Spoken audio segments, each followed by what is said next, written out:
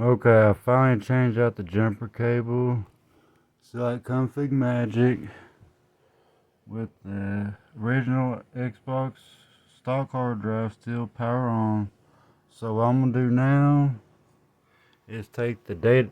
This is the key right here. Get the data cable, plug it into the back of the hard drive plugged into your computer, like so. And hopefully I got the jumper cable set. And what you'll do now, this is what happens. You press start and make sure where it says lock hard drive, and make sure it's selected. When you do, hit lock hard drive. And it'll say locking hard drive, creating EEPROM backup.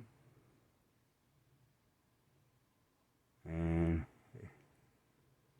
1, 2, 3, 4, 5, 6, 7, 8, 9, 10, 11.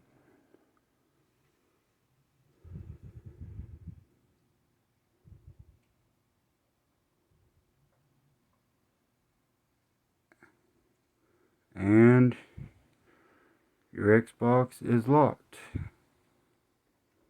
Your Xbox hard drive is locked. Locked 8 hard drive. So now what we'll do now is turn off the Xbox. Unplug this old one. Don't need it no more. That's a stock. I'll throw it, take that to the scrapper or whatever. And here's the new one. And now I can just turn off the PC.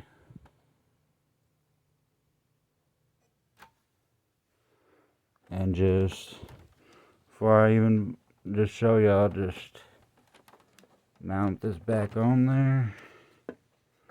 Just unhook it, the data cable and the fucking power cord.